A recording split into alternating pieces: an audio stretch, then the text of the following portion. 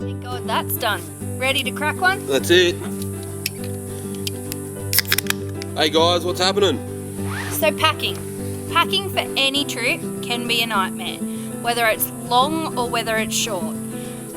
I, for one, have packed so much for so many years and completely overpacked. Hodgie, would you agree? Yeah, definitely. I've been on her case for 7 years about the amount of stuff that she packs when we go camping.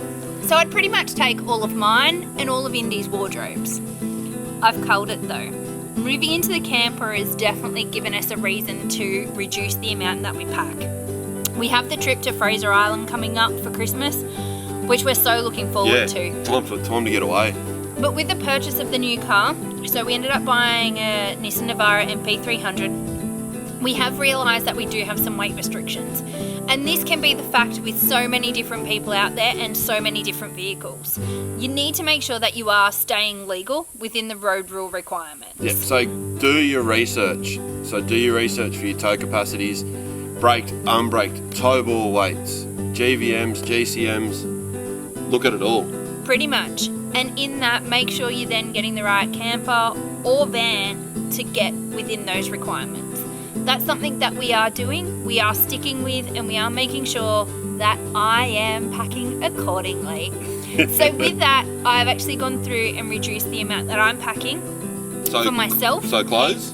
Clothes. So I'm limiting myself to four of each. 4 shorts, 4 shirts. Now, there may be 4 singlets and 4 t-shirts just because you never know when you're going to need. Females, I get cold.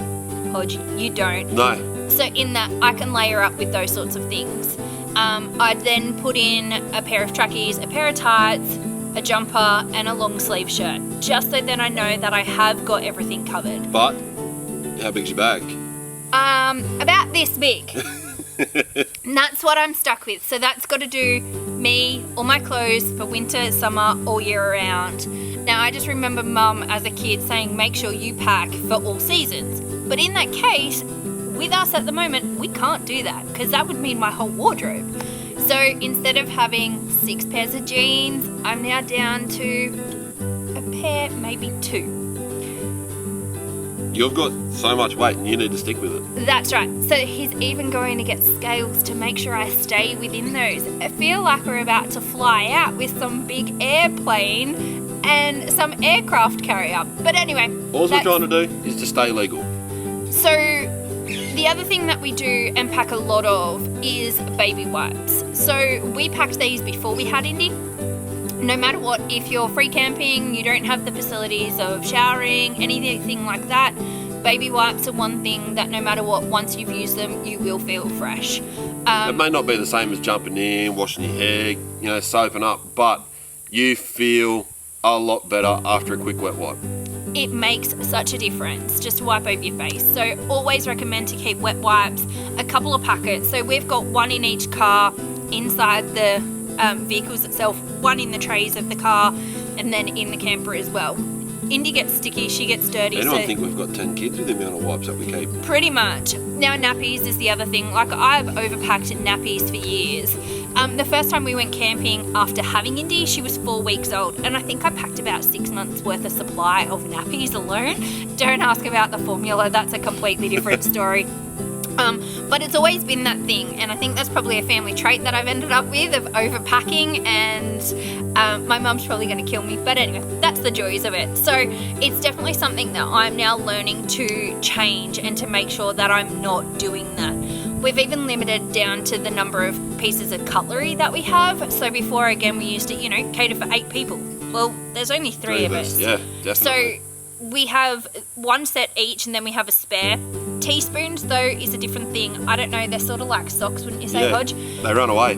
So we've probably got about 6 to 8 teaspoons just because they disappear. 100%. And we probably always find them floating around the car or something like that. Indy's great with eating yogurt, so works. But packing is such a major thing to work on. Even placements of where you put things. Yeah, placements of things. I get really OCD with placements of things.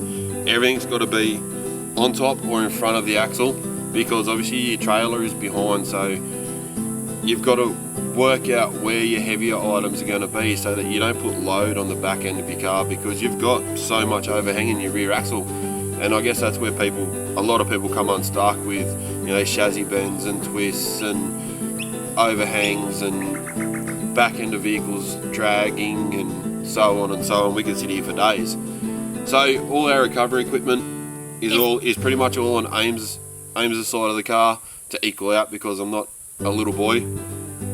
So we need to justify where things go and sort of weigh things up. So the more weight you've got inside the vehicle, the less weight you can put behind it. Yeah, pretty much. And then within that, so Indy seats placed in the middle, so then we look at what we're putting on either side and make sure that they are pretty much even. So there's a lot of things that go in when we are actually packing for a trip. Yeah, so once you get the hang of it, like we've done countless amount of trips now. All with way too much weight. Yeah, way too much weight. Like we've done the ute, the rooftop, the swag, soft floor, the tent. We've done it all. The divorce maker was the best though. Yeah. But you've just got to pack accordingly, because I can guarantee you'll come home from a trip and you'll pull half of what you take out. If not 3/4, and you wouldn't have touched it. So you're spending the time in loading it up, you don't use it when you're away, and then you're having to take it out. No one wants to do that when they get home. You just want to be able to grab your clothes, grab your pillows, and away you go. That's it, that's done. So 100%. We have put together a list of how we pack, what we pack, the amounts of what we do, the recovery gear that we use, being on the Navara. Cars, trailers, we've got it covered.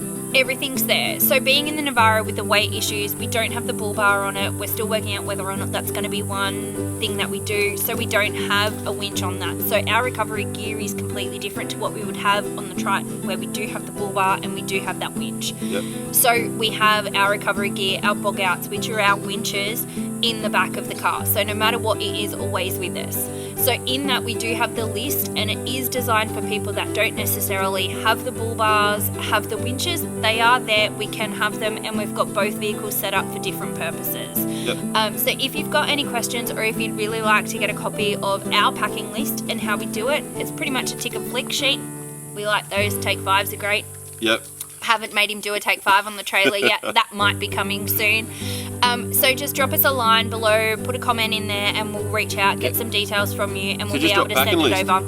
Yep, packing list Simple as that, and we'll get you out your free packing list so that you can have a look at and go, oh yeah, I've got that, or I don't. That's a good suggestion. That's not. Now, our packing list isn't going to be for everybody, but it's here as a guide for what we use. And give us some feedback and comments on what you guys think about it. Like if you guys think that we don't need that, but we can use something else, give us some feedback, some comments, and we'll really look into them. That's it. So there might be something that we're missing, and we might really appreciate it. Everyone's still learning, and camping is one of those things that's constantly evolving.